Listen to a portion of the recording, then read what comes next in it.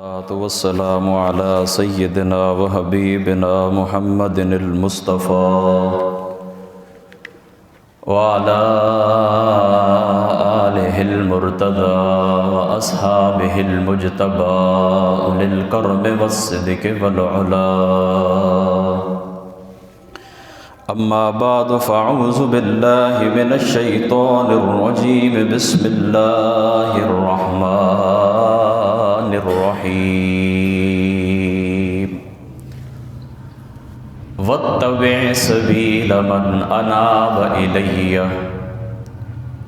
إن الله وملائكته يصلون على النبي يا أيها الذين آمنوا صلوا عليه وسلموا تسليما. الصلاة والسلام عليك يا رسول الله وعلى آلك وأصحابك يا حبيب الله. الصلاة والسلام عليك يا رحمة للعالمين وعلى آلك وأصحابك يا شفيع المذنبين. کیا شان ہے تیری صلی علی، کیا شان ہے تیری صلی علی یا عبد القادر جیلانی.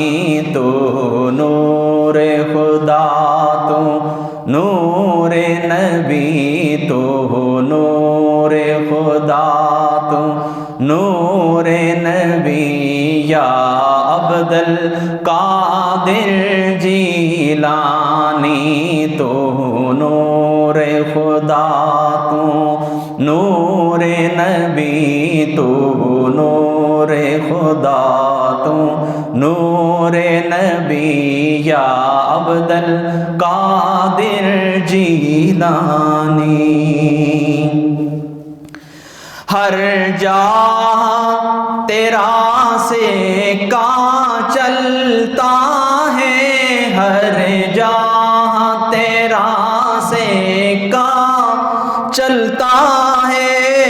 کونین پہ تیرا قبضہ ہے، کونین پہ تیرا قبضہ ہے. شیئا للہ شیئا للہ شیئا للہ شیئا للہ شیئا للہ شیئا للہ یا عبد القادر جیلانی. تو نور خدا تو نور نبی یا عبد القادر جیلانی. مشتاق در اقدس پہ کھڑا رو رو کے یہی دیتا ہے صدا. مشتاق در اقدس پہ کھڑا رو رو کے یہی دیتا ہے صدا.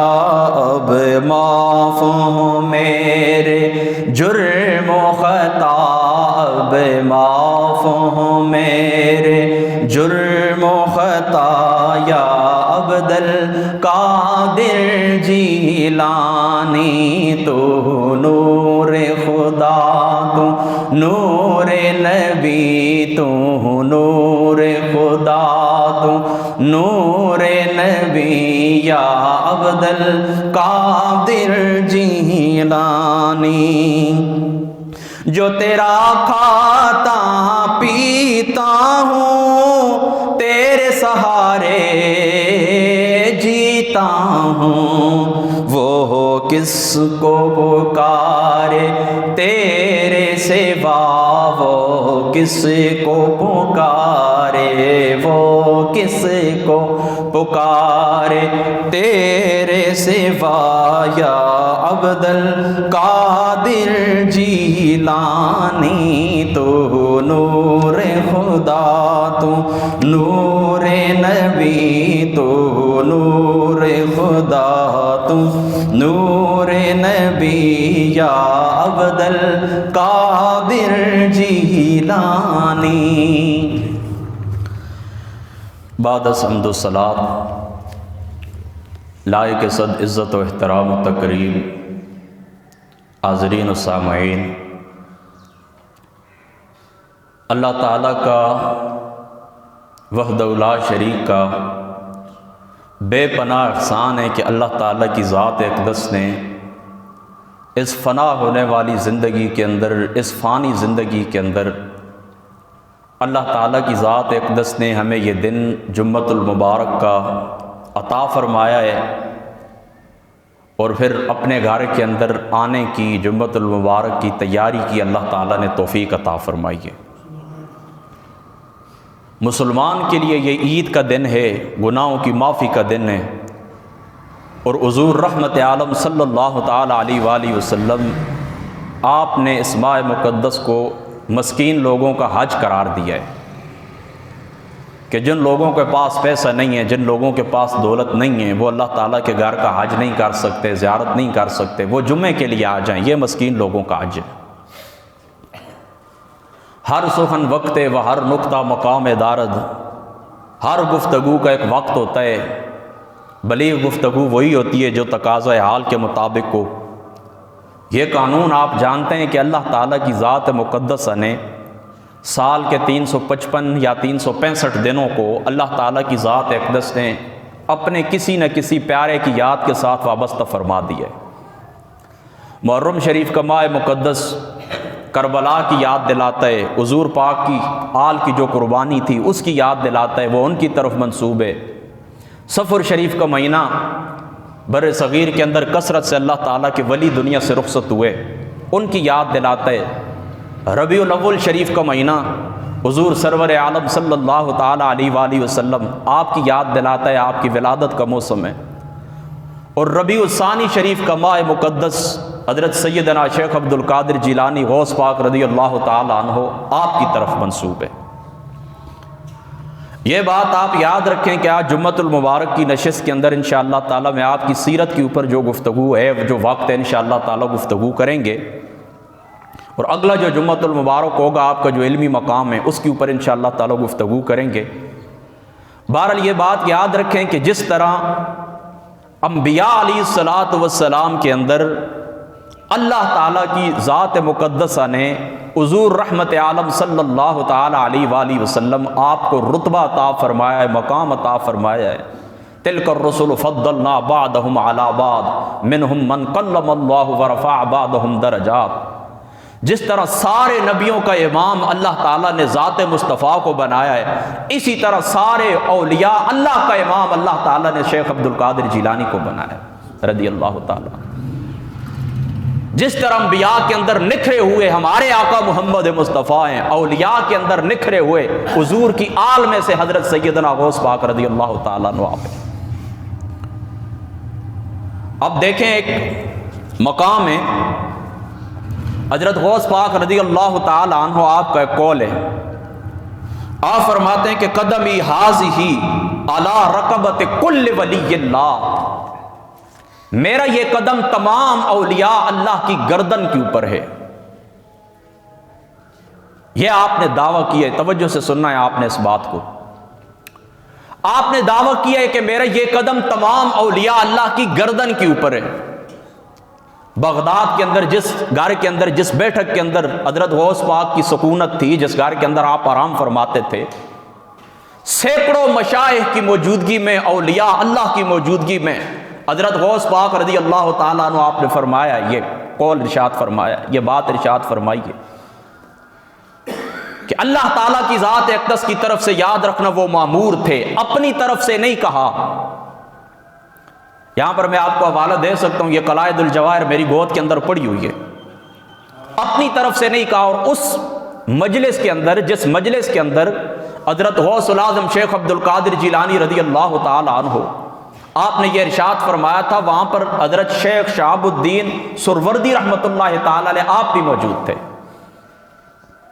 آپ فرماتے ہیں کہ میرا یہ قدم تمام اولیاء اللہ کی گردن کے اوپر۔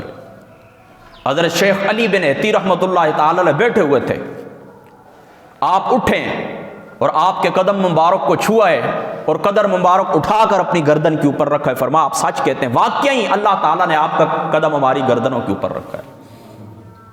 یعنی آپ نے زبان سے ارشاد فرمایا کہ میرا قدم تمام اولیاء اللہ کی گردن پر ہے۔ انہوں نے اٹھ کر اس طرح کیا کہ حقیقتاً آپ کے قدم مبارک کے نیچے اپنی گردن رکھ دی، شیخ علی بن عطی رحمۃ اللہ تعالی علیہ نے۔ اور اس سے مراد کیا ہے؟ یاد رکھیں، اس سے مراد ہے مقام فردیت، یعنی اللہ تعالیٰ کی ذات اقدس نے تمام اولیاء اللہ کی سرداری مجھے عطا فرمائی ہے۔ تمام اولیاء اللہ کا اللہ تعالیٰ نے مجھے قائد بنایا ہے، تمام اولیاء اللہ کا اللہ تعالیٰ نے مجھے سردار بنایا ہے۔ یہ جب آپ بات سمجھ گئے نا، دوسری بات آپ یہ سمجھیں کہ کیا حضرت غوث پاک رضی اللہ تعالیٰ عنہ آپ کا یہ جو ارشاد گرامی ہے یہ اس زمانے کے ساتھ خاص تھا یا قیامت تک آنے والے تمام اولیاء اللہ کے لیے؟ بعض علماء نے لکھا ہے کہ یہ اپنے جو زمانے کے لوگ تھے ان کے اوپر تھا، یعنی میرے زمانے کے اندر جتنے بھی اللہ تعالیٰ کے ولی ہیں ان کا اللہ تعالیٰ نے مجھے سردار بنایا۔ بعض علماء نے یہ لکھا ہے، لیکن میری اپنی تحقیق، ذاتی تحقیق یہ کہ نہیں، قیامت تک آنے والے جتنے بھی اولیاء اللہ ہیں سب کے سردار حضرت سیدنا غوث پاک رضی اللہ تعالیٰ۔ سبحان اللہ۔ کیونکہ آپ کے ذہن کے اندر یہ سوال آ سکتا ہے نا، آپ یہ کہہ سکتے ہیں کہ انبیاء کے علاوہ ہر نیک بندے کو ولی کہتے ہیں، یعنی صحابہ پاک بھی اولیاء اللہ ہیں، تابعین بھی اولیاء اللہ ہیں، اتباع التابعین بھی اولیاء اللہ ہیں، یہ سارے اولیاء اللہ ہیں، تو کس طرح ان سے افضل ہو سکتے ہیں؟ تو یاد رکھیں اصطلاح کے اندر اولیاء اللہ سے مراد یہی گروہ ہے جو صالحین کا گروہ ہے۔ صحابہ کے لیے الگ اصطلاح ہے، جنہوں نے حضور کی زیارت کی ان کو صحابہ کہا جاتا ہے، جنہوں نے حضور کے دیکھنے والوں کو دیکھا یعنی صحابہ کو دیکھا ان کو تابعین کہا جاتا ہے، جنہوں نے تابعین کو دیکھا ہے ان کو اتباع التابعین کہا جاتا ہے۔ یہ گروہ خارج ہیں، ان کے لیے اصطلاحیں الگ ہیں، ان کے لیے صحابی کی اصطلاح ہے، تابعین کی اصطلاح ہے، اتباع التابعین کی اصطلاح ہے۔ لیکن اس کے بعد جو اولیاء اللہ ہیں یعنی حضرت غوث پاک رضی اللہ تعالیٰ عنہ سے پہلے یا بعد میں قیامت کی صبح تک جو بھی آئیں گے وہ حضرت غوث پاک رضی اللہ تعالیٰ عنہ قطبیت کبریٰ کے اوپر بیٹھیں گے، ان کے سردار ہیں، ان کے امام ہیں، ان کے قائد ہیں۔ سبحان اللہ۔ دیکھیں یہ باتیں تھوڑی مشکل ہیں، مجھے کچھ لوگوں نے منع بھی کیا، کہتے ہیں کہ آپ مانسر شریف کے دیہاتی لوگ ہیں، یہ باتیں آپ نہ کیا کریں۔ بہرحال آپ اپنے اندر یہ صلاحیت پیدا کریں، سمجھیں اس بات کو۔ اللہ تعالیٰ کی ذات اقدس نے حضرت علی المرتضیٰ شیر خدا رضی اللہ تعالی عنہ کو مقام ولایت عطا فرمایا ہے۔ کارخانہ خاص ہے، کارخانہ قدرت سے اللہ تعالیٰ نے ولایت کا فیض نازل کیا ہے قلب علی کے اوپر، حضرت مولا مرتضیٰ کے اوپر، حضرت مولا مرتضیٰ کے اوپر، شیر خدا کے اوپر۔ توجہ رکھنی ہے آپ نے۔ پھر ان سے یہ سلسلہ آگے چلا ان کے بیٹوں کی طرف، یعنی پھر علی سے یہ فیض ملا ہے حضرت سیدنا امام حسن کو، امام حسن سے ملا ہے پھر امام حسین کو، امام حسین سے ملا ہے امام زین العابدین کو، ان سے ملا ہے امام باقر کو، ان سے ملا ہے امام جعفر صادق کو، ان کو ملا ہے امام موسیٰ کاظم، موسیٰ کاظم سے کے آگے پھر بیٹے امام علی رضا، امام علی رضا سے آگے پھر امام علی تقی، امام علی نقی، امام حسن عسکری، امام، یہ اس طرح فیض چلتا رہا حضور کے گھرانے کے اندر۔ امام حسن عسکری کے بعد اللہ تعالیٰ کی ذات اقدس نے قطبیت کبریٰ کے اوپر فائز کیا ہے حضرت سیدنا شیخ عبد القادر جیلانی رضی اللہ تعالیٰ عنہ۔ اس وقت قطبیت کبریٰ کے مقام کے اوپر جو بیٹھے ہوئے ہیں یعنی ولیوں کے جو سردار ہیں، قطبیت کبریٰ آپ نہیں سمجھ سکتے تو یوں سمجھ لیں ولیوں کے سردار، اس وقت جو قطبیت کبریٰ کے اوپر بیٹھے ہوئے ہیں اولیاء اللہ کے سردار ہیں، وہ ہیں حضرت سیدنا غوث پاک رضی اللہ تعالیٰ عنہ۔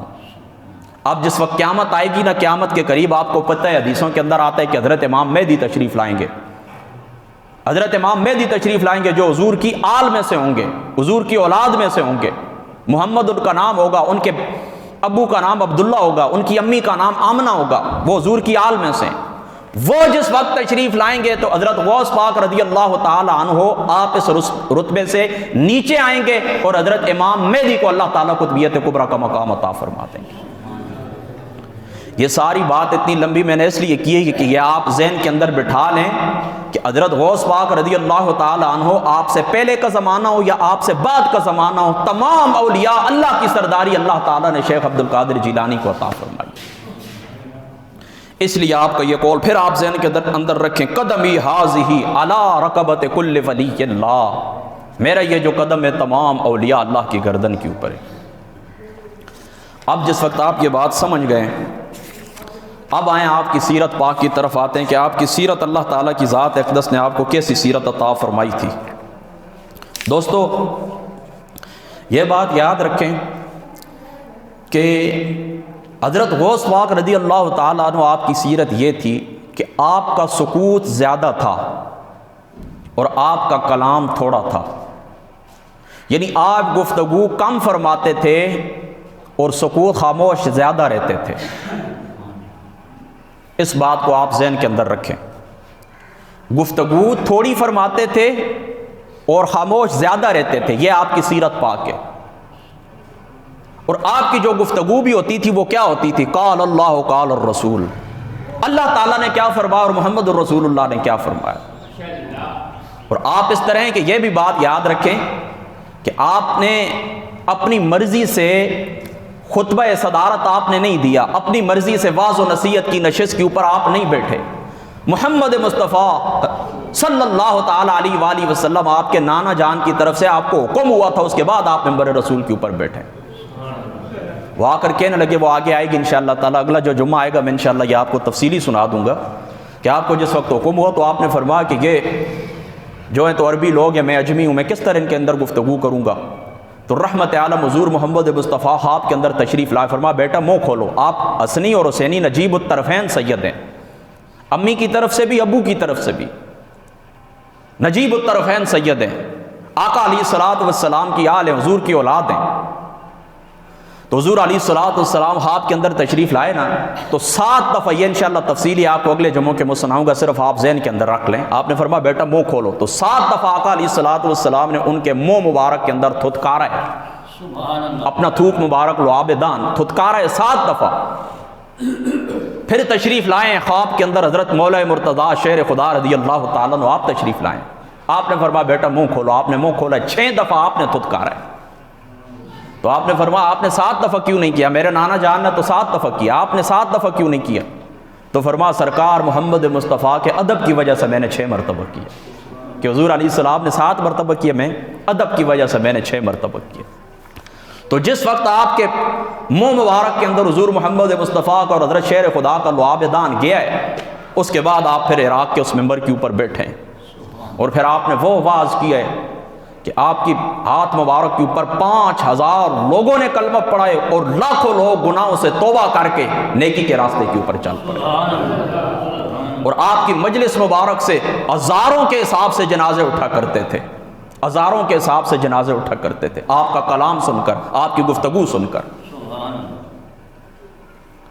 تو میں عرض یہ کر رہا تھا کہ حضرت غوث پاک رضی اللہ تعالی عنہ آپ کا کلام کم تھا اور آپ کا سکوت زیادہ تھا۔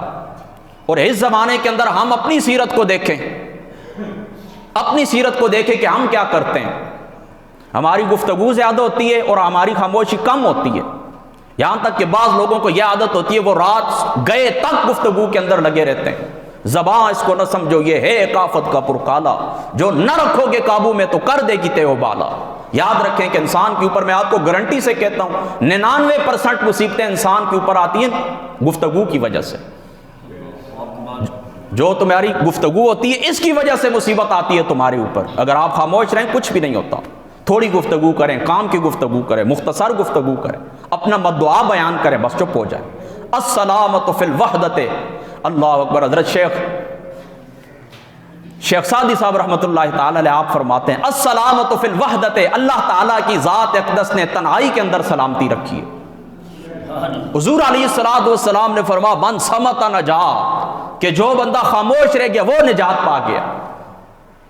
جامع ترمذی شریف کی ایک روایت ہے، ایک بندہ 70,000 سال تک جہنم کے اندر گرتا رہے گا، 70,000 سال تک جہنم کے اندر گرتا رہے گا ایک کلمے کی وجہ سے۔ یعنی اللہ تعالیٰ کے بندے لگے رہتے ہیں نا، گفتگو کرتے رہتے ہیں، کچھ پتہ نہیں میں کفر بکتا ہوں، کچھ پتہ نہیں میں مکروہ گفتگو کر رہا ہوں، کیا کر رہا ہوں، لگے رہتے ہیں، کوئی کفر یا ناراضگی کا جملہ اللہ تعالیٰ کا نکل جاتا ہے۔ جب نکل جاتا ہے حدیث پاک کے اندر آتا ہے 70,000 سال تک وہ بندہ جہنم کے اندر نیچے جاتا رہے گا۔ تو حضرت غوث پاک رضی اللہ تعالیٰ عنہ کی سیرت کیا تھی؟ خاموش رہتے تھے، گفتگو تھوڑی فرماتے تھے۔ ہم بھی ان کے پیچھے چلنے والے، ان کی اقتداء کرنے والے، لہٰذا اپنی سیرت درست کریں، بس کام کی بات کریں، لوگوں سے کام کی گفتگو کے علاوہ بس خاموشی اختیار کریں۔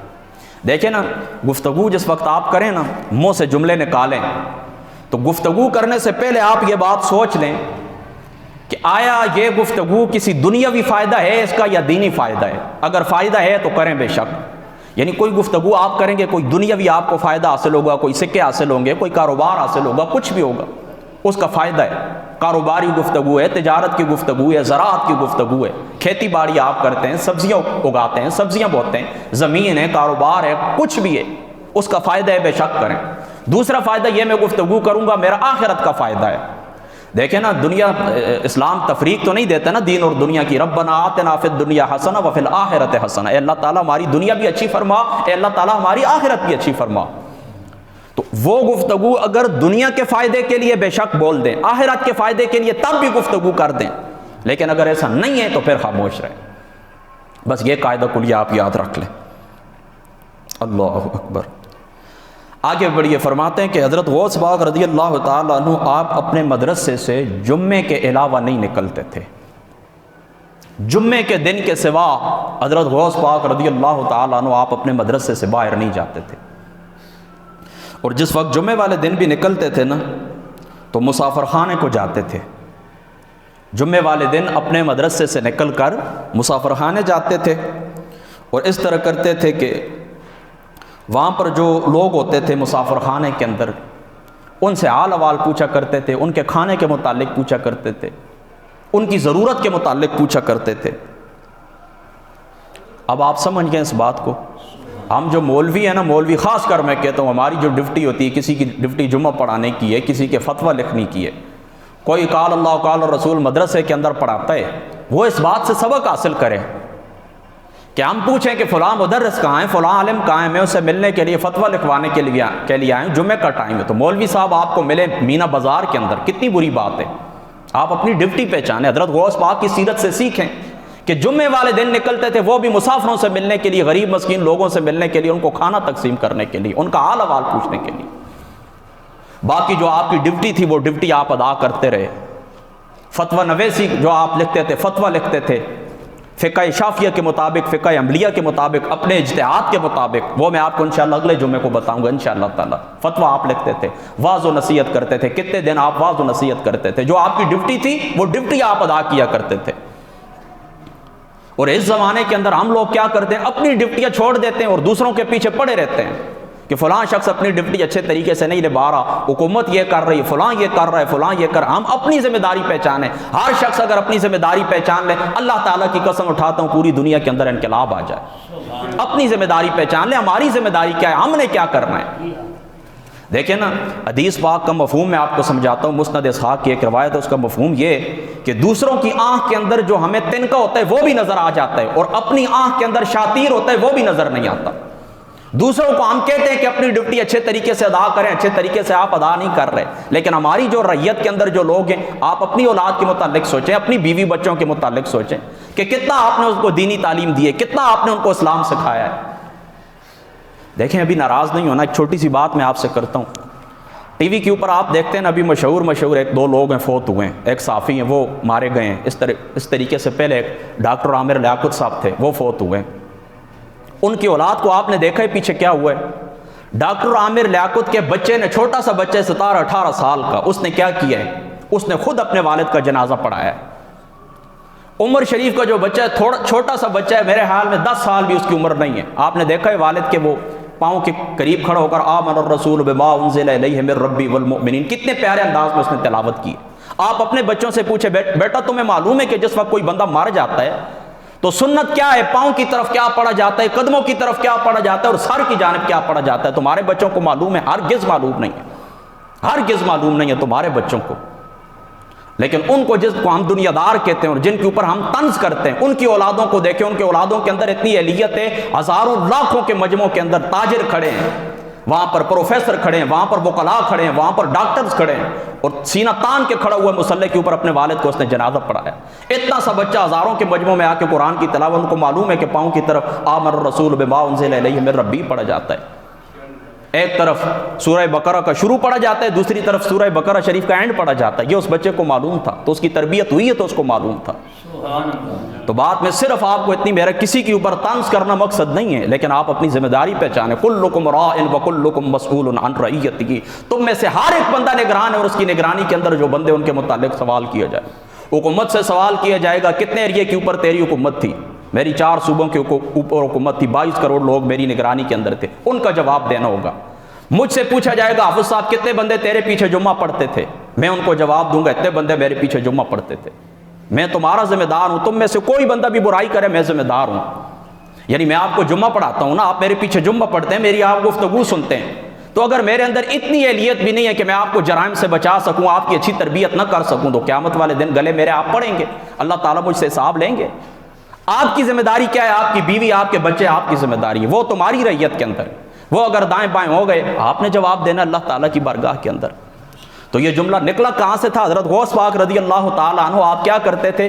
جمعہ کے دن اپنے مدرسے سے باہر جاتے تھے، اس کے سوا اپنے مدرسے کے اندر یعنی اپنی ڈیوٹی ادا کرتے تھے، جو ڈیوٹی اللہ تعالیٰ کی طرف سے اور اپنے نانا جان حضور رحمت عالم صلی اللہ تعالیٰ علیہ وآلہ وسلم آپ کی جانب سے لگائی گئی تھی، اس ڈیوٹی کو ادا کرتے تھے۔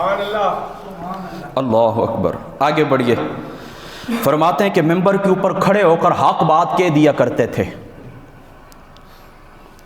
اور ظالموں کی مذمت بیان کیا کرتے تھے۔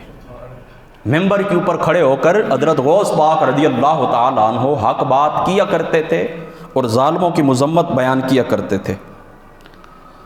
ایک خلیفہ تھا عباسی، المقتضی لامر اللہ یا المقتضی لامر اللہ اس کا نام تھا، تو اس نے ایک شخص یحییٰ ابن سعید کو کیا کیا کہ وزیر بنایا، اس کو قاضی بنا دیا۔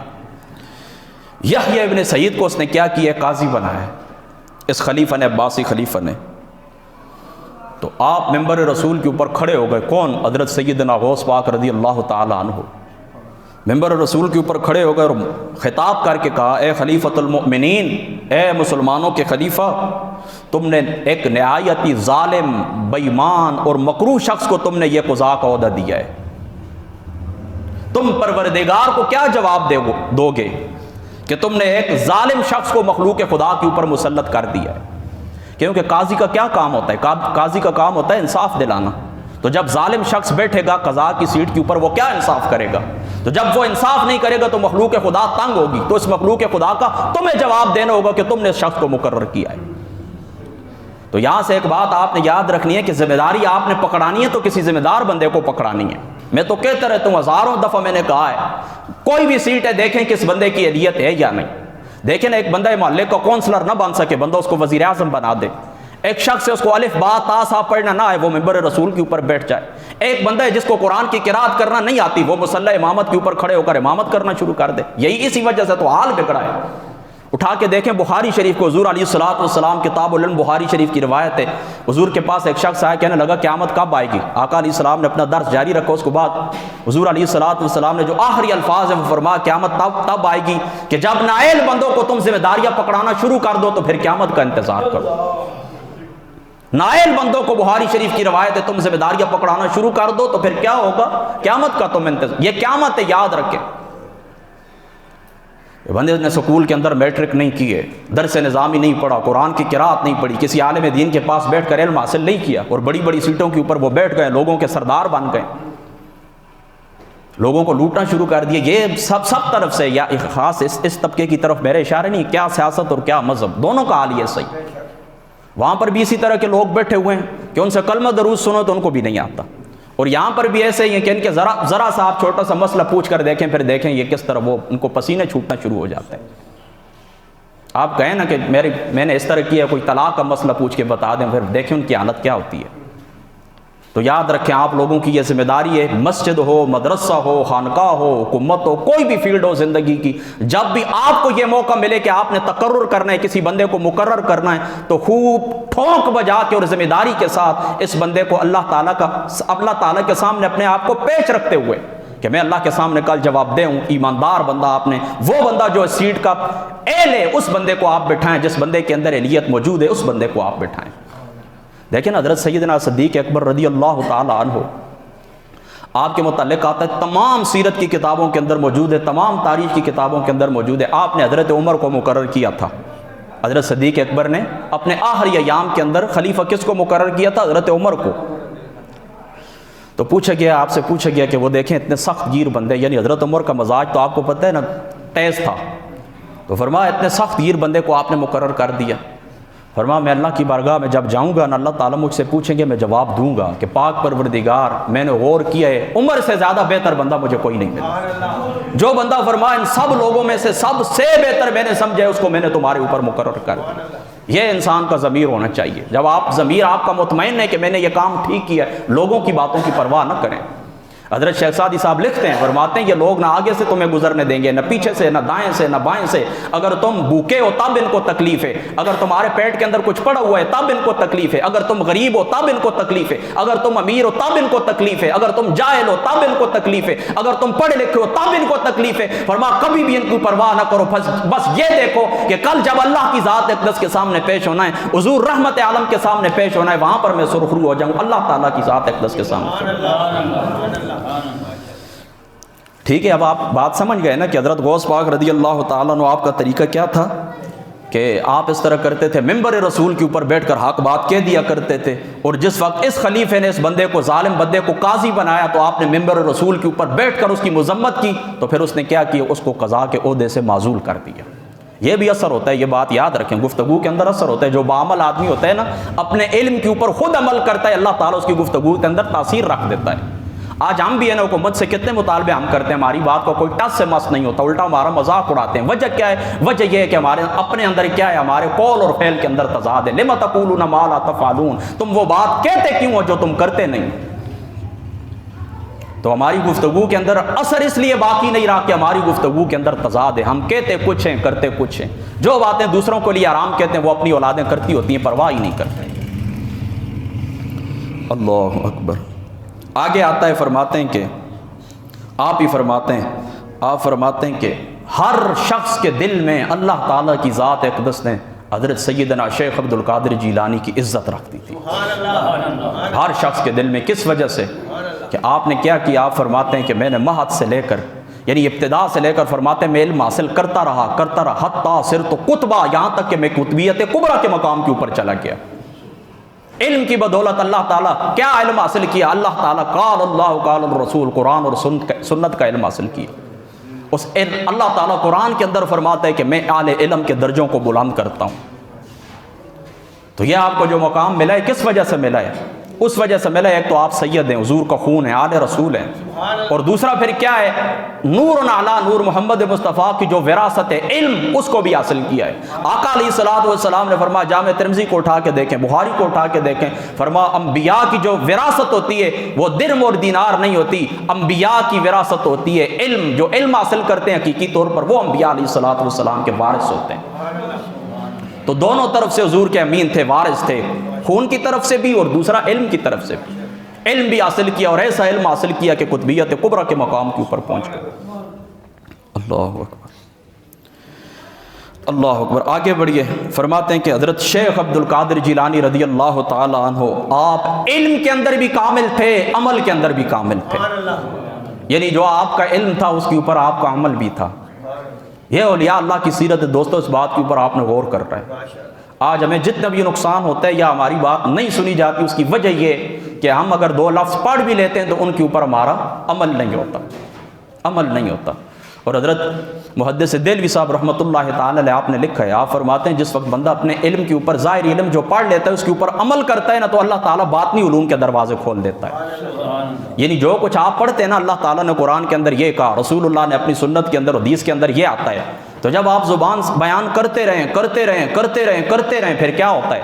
ایک وقت آتا ہے آپ اس کے اوپر عمل کریں نا تو پھر اللہ تعالیٰ باطنی علوم کے دروازے کھول دیتا ہے، باطنی علوم کے دروازے اللہ تعالیٰ اس بندے کے اوپر کھولتا ہے جو اپنے ظاہری علم کے اوپر عمل کرتا ہے۔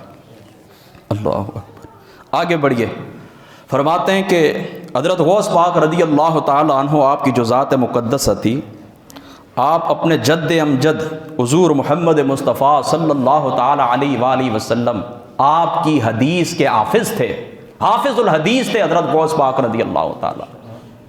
یہ مقام اللہ تعالیٰ نے ان کو ویسے عطا نہیں کیا کہ آج ان کے گزرے ہوئے 1000 سال قریب ہونے کو آج بھی ہمارے دل ان کے نام کے اوپر دھڑک اٹھتے ہیں، نام لیا جاتا ہے، اللہ کی قسم اٹھاتا ہوں روح تازی ہو جاتی ہے۔ اس کی وجہ کیا تھی، ان کی گفتگو کیا تھی، میں آپ کو پہلے بتا چکا ہوں، یا قال اللہ یا قال الرسول صلی اللہ تعالیٰ علیہ وآلہ وسلم۔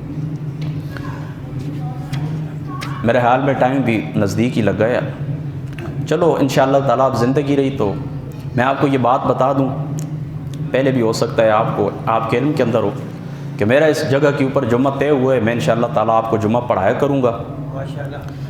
میری خاص جو آپ لوگ ہیں مانسر کے یا خورخیل سے آپ کا تعلق ہے، آپ لوگوں کے لیے میرا یہی پیغام ہے کہ دیکھیں میرا جو علاقہ ہے نا، میرا جو علاقہ ہے تو ان لوگوں نے مجھ سے اتنا فائدہ نہیں اٹھایا ہے۔ مجھ سے فائدہ کیوں نہیں اٹھایا ہے؟ علاقائی تعصب کی وجہ سے، کہیں پر قوم پرستی کی وجہ سے، کہیں پر مسلک پرستی کی وجہ سے۔ وہ ہمارا جو گاؤں ہے نا، اس گاؤں کے اندر تقریباً 14 گاؤں کے اندر ایک مسجد ہے ہماری، تو یہ کچھ ایسے اختلافات ہیں تعصب کی مختلف قسمیں ہوتی ہیں نا، تو ان کی وجہ سے ان لوگوں نے مجھ سے فائدہ نہیں اٹھایا، مجھ سے وہ لوگ کچھ نہیں سیکھے۔ تو آپ لوگوں کے پاس ابھی میں جمعہ پڑھایا کروں گا، 1 بجے آپ پہنچایا کریں مسجد کے اندر، 1 بجے گفتگو شروع ہو جاتی ہے، تاکہ یہ جو 40 منٹ ہوتے ہیں 45 منٹ ہوتے ہیں اس کے اندر پورا مضمون آپ کے ذہن کے اندر بیٹھ جایا کرے، ٹھیک ہے؟ اور مجھ سے دیکھیں یہ کتنا بڑا ظلم ہے کہ آپ جو لوگ ہیں یعنی مانسر و خورخیل کے نا، انہوں نے بھی زیادہ تر اسی طرح کیا ہے زندگی کے اندر۔ میرے بھی تقریباً دیکھیں یہاں پر 10-12 سال سے آنا جانا ہے کہ حافظ صاحب فلاں کے ساتھ تعلق ہے، فلاں ہیں نہیں۔ دیکھیں ایک بندہ ممبر رسول کے اوپر بیٹھتا ہے، سامنے بیٹھا ہوا ہے، فتویٰ لکھتا ہے، اوپن اس کی گفتگو ہے، درس قرآن درس حدیث ریکارڈ ہو چکے ہیں۔ تو اب زندہ ایک آدمی دیکھیں جو بندہ دنیا سے چلا جاتا ہے نا، تو اس کے متعلق تو بندہ جا کے دوسرے سے پوچھتا ہے کہ وہ کیسا تھا۔ جو بندہ تمہارے سامنے موجود ہے، آئیں میرے سامنے اوپن سوال کریں، جو میری ذات کے اوپر آپ کو اعتراض ہے کھڑے ہو کر ہزاروں کے مجمع میں پوچھیں، اللہ کی عزت کی قسم اٹھاتا ہوں رسول اللہ کے ممبر کے اوپر سچ آپ کو بتاؤں گا کہ سچ کیا ہے۔ بس یہ اس طرح ہوتا ہے کہ دائیں بائیں ہوتا ہے نا، اور میں وہ بندہ نہیں ہوں کہ صرف اس طرح آپ میرے پاس آئیں گے کہ حافظ صاحب طلاق کے مسئلے ہمیں بتائیں، ہمیں فلاں مسئلے بتائیں، نہیں، اتنی بات نہیں۔ اللہ تعالیٰ کا فضل ہے، میں نے پوری زندگی پڑھنے کے اندر گزاری ہے، میں آپ کو بتا سکتا ہوں کہ اسلام کیسا نظام ہے، اسلام انفرادی طور پر آپ کو کیا عطا کرتا ہے، اسلام اجتماعی طور پر آپ کو کیا عطا کرتا ہے۔ دین بحیثیت نظام انشاءاللہ تعالیٰ میں آپ کے سامنے بیان کروں گا۔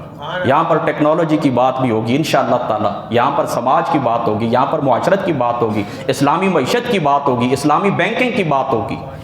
میں ان بندوں میں سے نہیں ہوں کہ 2-4 وہ موضوع ہیں خاص وہ رٹے ہوتے ہیں، بس جو مرضی آئے بس لوگوں کو سمجھ آئے یا نہ آئے لگے رہیں۔ فتویٰ آپ نے کچھ بھی پوچھنا ہو، فتویٰ میں لکھتا ہوں، تقریباً 7 سال ہو گئے، کوئی مسئلہ ہوتے رہتے ہیں، زیادہ تر تو طلاق کے ہی مسائل ہوتے ہیں، اللہ تعالیٰ معافی عطا کر فرمائے، اتفاق عطا فرمائے، زیادہ تر یہی مسائل ہوتے ہیں۔ بہرحال جو روزمرہ زندگی کے اندر آپ کو مسائل پیش ہوتے ہیں، مفتیوں سے جا کے آپ فتویٰ پوچھتے ہیں۔ یہاں ساتھ میرا گاؤں ہے، وہاں پر آ جائیں، یہاں پر میں جمعے کو آتا ہوں۔ یہ خورخیل ساتھ گاؤں ہے، میرا مدرسہ آغاز کیا ہوا ہے، ابھی مکمل تو نہیں ہوا۔ یہ اس طرف میری میمونہ مسجد ہے مانسر گاؤں کے اندر۔ تو آپ انشاءاللہ تعالیٰ رابطہ رکھیں، اپنے ٹائم کے اوپر آئیں، اور انشاءاللہ تعالیٰ میرا آپ سے وعدہ ہے آپ کے عقیدے کے اندر بھی انشاءاللہ تبدیلی آئے گی، آپ کے اعمال کے اندر بھی انشاءاللہ تعالیٰ تبدیلی آئے گی۔ بس 1 بجے آپ پہنچایا کریں، اور